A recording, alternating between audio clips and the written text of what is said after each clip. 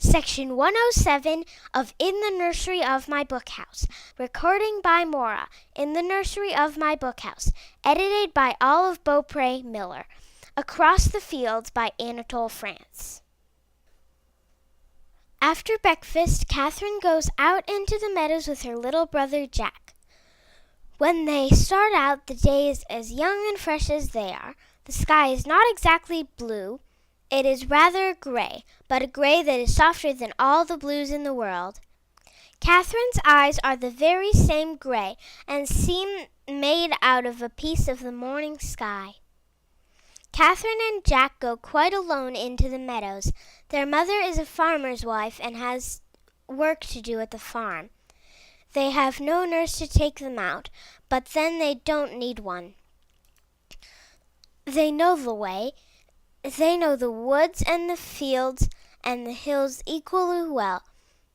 Catherine can even tell the time of day from seeing where the sun is in the sky, and she has knowledge of all kinds of nature's secrets that city children never dream of.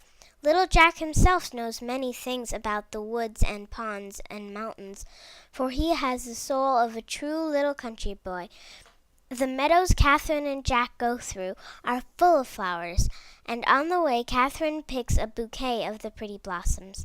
She gathers blue flowers and poppies and cowslips, as well as buttercups or stewpans, as some call them. She gathers the dark spikes of the milkweed, and storks' bills and lilies of the valley, whose little bells give out such a delicious odor when stirred by the least bit of wind. Catherine loves the flowers because they are beautiful. She loves them, too, because they make such lovely ornaments. She is only a simple little country girl with her pretty hair hidden under a brown cap. Her cotton apron covers a plain little dress, and she wears wooden shoes. But there are things which little girls know from the day they are born. Catherine knows that flowers make fine trimmings, and that lovely ladies who put bouquets in their corsages look even lovelier for doing so.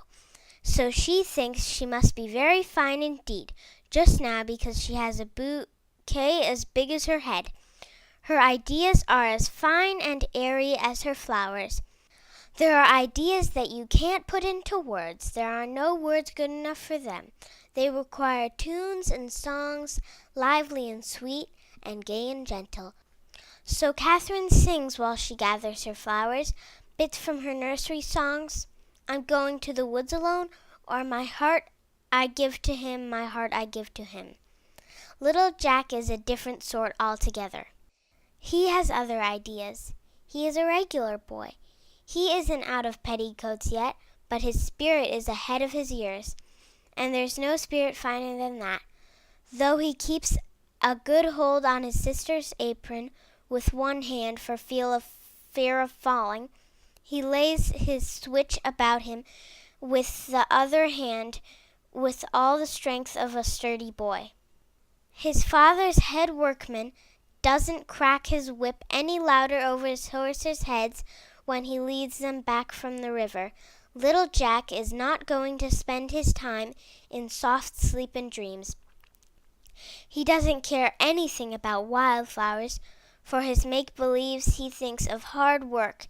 He makes believe about carts stuck in the muddy roads and Percheron horses tugging at their collars as he shouts at them. Catherine and Jack climb up above the fields on the slope of the hill to a little knoll where they can see all the fires of the village scattered through the foliage, and toward the horizon the steeples of 6 different parishes. It is a place which makes you realize how great the world is. Catherine thinks she can understand better now the stories that have been told her about the dove and the ark and the people of Israel in the Promised Land, and of Jesus journeying from one village to another. Let's sit down here, she says. She seats herself and, spreading her hands, scatters her flowery harvest round her. Her little body has been perfumed with them all, and in a moment the butterflies are circling round her.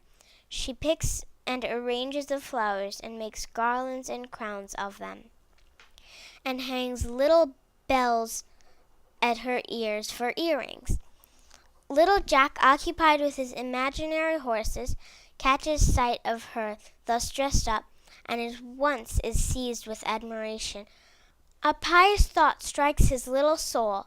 He stops, and the whip falls from his hands. He sees that she is beautiful. He would like to be beautiful too, and covered with flowers.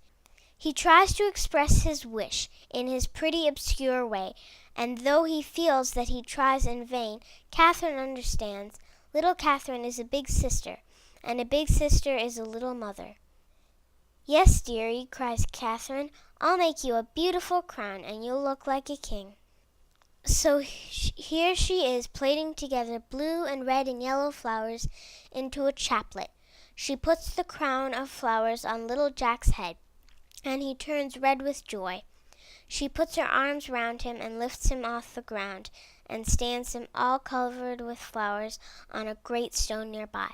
She admires him now because he is beautiful, and because it is she that has made him so. Standing upright on his rustic pedestal, little Jack understands that he is beautiful, and the idea gives him a deep respect for himself. He realizes that he is sacred, stiff, immovable, his eyes round, his lips shut tight, his arms hanging, his hands open, and his fingers sticking out like the spokes of a wheel. He tastes a solemn joy. The sky is over his head. The woods and the fields are at his feet. He is in the middle of the world. He is only good, only beautiful. End of section 107. Recording by Maura from Minneapolis.